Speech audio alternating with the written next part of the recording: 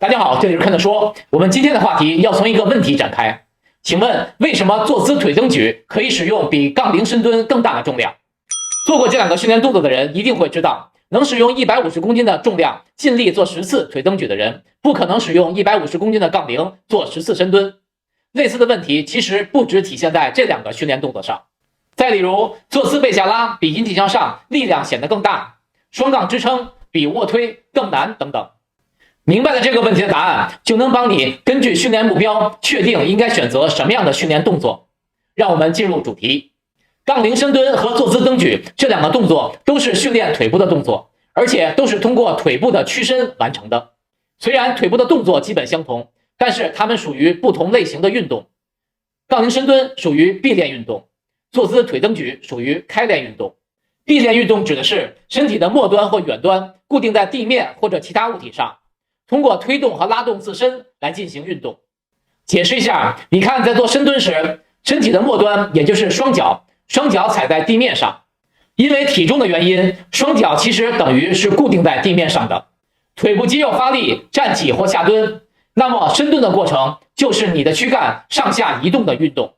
再看引体向上，双手固定在单杠上，背阔肌发力上拉或下放身体，引体向上也是躯干上下移动的运动。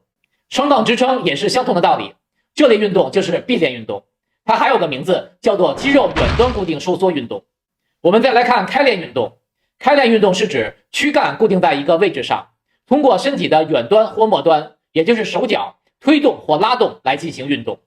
看一下坐姿腿蹬举这个动作，身体包括髋关节固定在座椅上，腿部肌肉发力蹬起或下放踏板。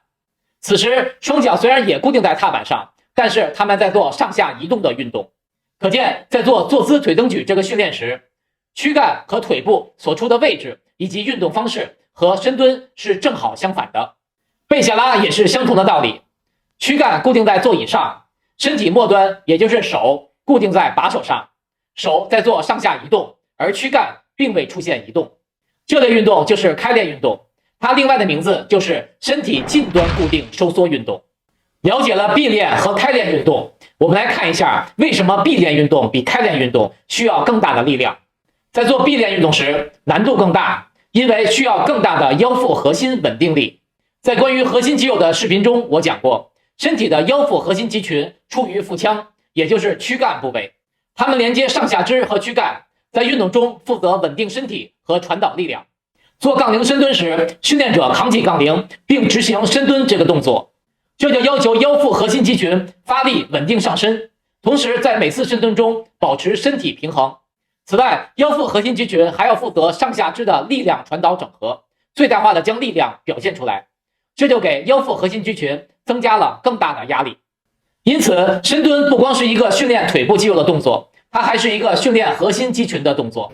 无论哪个位置力量不足，都会限制你在深蹲时使用的重量。而在坐姿腿蹬举中，你的躯干处于稳定的位置，座椅提供了稳定的支撑，这使你可以更加专注地使用腿部肌肉，而无需担心维持平衡，也不涉及整体的力量传导。相比深蹲，动作更容易完成，也没有额外的力量付出，自然可以使用更大的重量。当然，还有个原因来自于身体负重问题。在坐姿腿蹬举中，所有的重量都施加在腿部，而深蹲时，杠铃的重量会让你的躯干核心承担巨大的压力，这还不算上自己上半身的重量。两者加在一起，大大的限制了你深蹲时使用的重量。你看，著名大力士保罗·安德森的杠铃深蹲的成绩是547公斤，台式腿举的成绩是37.28吨，这就是相同的双腿在闭练和开练运动模式下力量的差别。开练运动和闭练运动在实际训练中有很多应用，例如你想提高整体的强壮程度，而不只是做个经看不经用的肌肉人，那么闭练模式训练动作就是你的首选。因为闭练运动可以创造身体各部位肌肉的整体协作能力。其次，如果想提高训练强度，在单位时间内让更多的肌肉参与运动，消耗更多的热量，在训练目标肌肉的同时还可以训练到核心肌群，那么也应该选择闭练运动。同时，不同的运动项目要求肌肉的运动模式符合项目的要求，这就是我常提到的专项性训练原则。例如划船运动员，请问你是应该选择做坐姿划船训练还是引体向上？请在留言区给我答案。并注明理由。如果你听明白了今天的内容，就能答对。常见的闭练训练动作有深蹲、弓步走、双杠支撑、倒地撑、悬垂收腹、俯卧撑等等。大家可以根据自我的需求和能力选择训练。不过我要提一句，腿部的自由重量训练基本上都是闭练运动。在上身的训练中，空中移动身体类的训练动作也是闭练运动。不知道什么是空中移动身体的小伙伴，去看我关于训练动作的选择那期视频。好，我们来总结一下今天的话题。闭练运动是指身体的末端和远端固定在地面或其他物体上，然后通过推动和拉动自身进行运动。例如深蹲引体向上。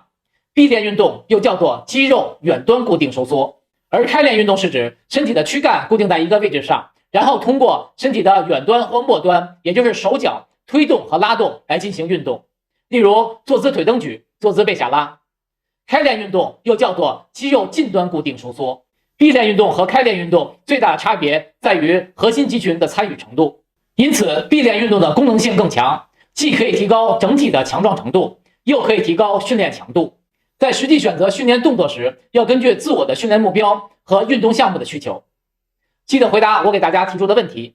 谢谢大家的观看，我们下次再见。